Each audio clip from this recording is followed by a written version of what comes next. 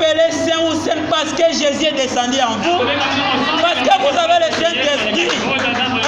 Cet endroit-là où Moïse était, ce n'était pas l'endroit saint. Mais puisque le Seigneur était descendu, cet endroit était devenu saint.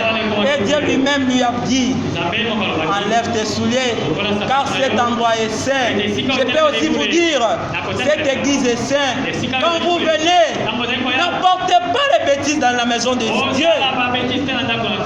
N'apportez pas les péchés dans la maison de Dieu. Il est plus beau que de réparer déjà la maison. Vous venez ici comme un vase saint. Vous venez ici juste pour démontrer un peu cette profondeur qui est en vous. Mais quand vous venez avec vos anciennes habitudes, vous apportez vos comportements mauvais, frère, tu ne feras pas le Seigneur. Si Moïse pouvait douter d'enlever ses souliers, peut-être que ces jours-là, il n'allait pas recevoir cette commission. Mais premièrement, il a obéi. Je pouvais payer ces souliers-là comme ton péché. Ah oui, donnez-moi un amen. Je pouvais appeler ces souliers comme ton iniquité. Quand nous venons ici, enlevons nos péchés. Laissons cela. Oublions cela. Enlevez votre incrédulité. Oublions cela. Nous verrons le Seigneur. Nous verrons Dieu se manifester à nous. Parce que Dieu ne ment jamais. Il n'est pas un homme pour mentir, ni fils de l'homme pour se repentir. Il est le Dieu tout-puissant, le Dieu qui répond toujours à toute promesse, le Dieu qui garde sa parole. Comme il t'a fait promesse, mon frère, il doit accomplir cela. Cette promesse doit créer en toi une profondeur, afin que lui qui a cette réponse, qui puisse venir se manifester. Il ne te mentira jamais. Il ne te mentira jamais. Enlève le péché, enlève l'iniquité. Pose-toi la question, qu'est-ce qui fait que je puisse encore rester dans cet état? Quand la promesse de Dieu ne s'accomplit pas, nous devons se poser des questions. Nous devons se poser des questions. Seigneur, tu avais dit que tu m'avais promis qu'à tel âge je serais déjà marié. Mais j'ai déjà plus de 30 ans. Mais pourquoi je ne me marie pas? Pose-toi des questions. Cette question-là, c'est ce qui va accrocher ta profondeur. Et Dieu viendra avec la réponse. Amen. Oui. Oui, frère. Dieu ne ment pas. Il n'est pas un homme pour mentir, ni fils de l'homme pour se repentir. Quand il te fait promesse, sachez-le très bien que tôt ou tard, que le diable ne veuille ou pas, cela va s'accomplir. Que les sorciers se rassemblent. Oh bien-aimés, nous avons une puissance, nous avons une force. C'est dans la parole du Seigneur Jésus. Appliquons la parole. Réservons-nous. Restons pour la part du Seigneur. Cherchons une réponse de ce que Dieu nous a promis. Posons-nous des questions. Je m'étonnerais de voir un chrétien qui vit une mauvaise vie et qui ne se pose pas de questions. Ah non, mon frère, non, ma soeur, un vrai chrétien, quand il commet une erreur, quand il commet même un péché, il n'est pas à l'aise. Il n'est pas à l'aise. Il ne dormira pas. Il restera genoux. Seigneur, pourquoi cela est arrivé?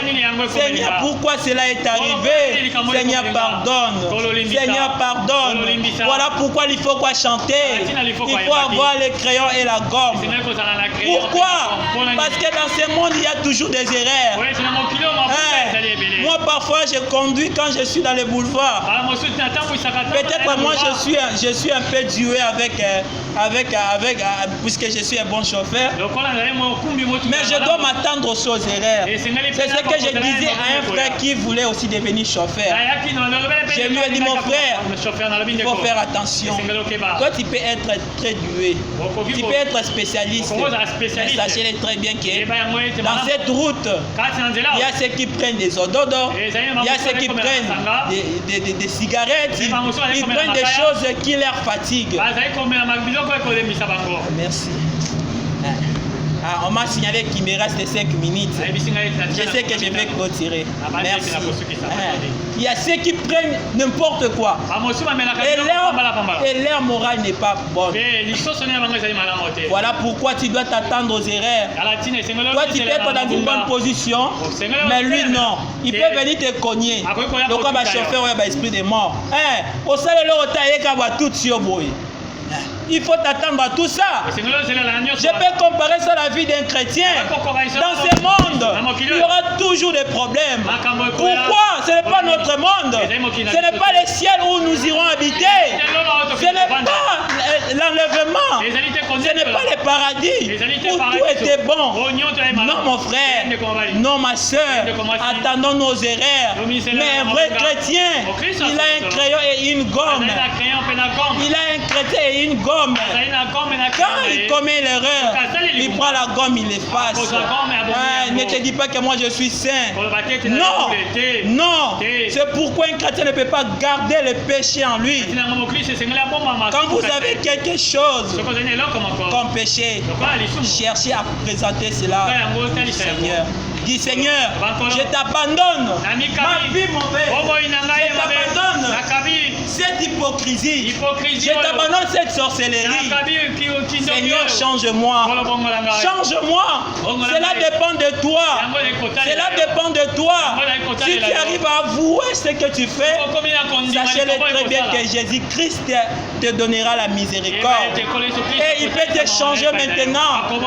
Cela dépendra de ta volonté. Cela dépendra de la profondeur sur laquelle tu as pour exprimer sa réponse.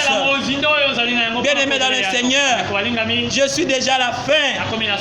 Je voudrais parler, je crois qu'il me reste encore 3 minutes. J'aimerais parler de Zachée. Zachée, il était un homme d'affaires comme le prophète l'a dit. Et frère Branham dit, l'élément déclencheur de la rencontre de Zachée avec Jésus,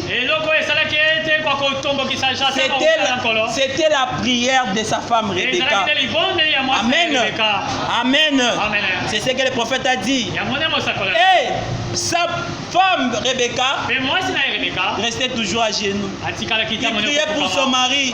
Seigneur, mon mari n'est pas chrétien. Mon mari est dans une mauvaise vie. Mon mari, c'est un voleur des impôts. Il ne cessait de prier. C'est ce que le prophète a dit. Et un jour, ils ont entendu que dans leur ville, il faudrait que le roi passe.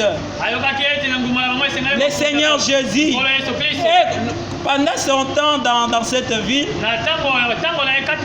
il devait aussi aller manger quelque part. Ah, c'était une occasion pour Rebecca de prier encore. Il a dit, Seigneur, si seulement mon mari te rencontre, il ne restera pas le même. Oh, bien-aimé, je n'ai jamais vu un chrétien qui passe près de la croix et rester le même. Quelque chose doit changer dans sa vie.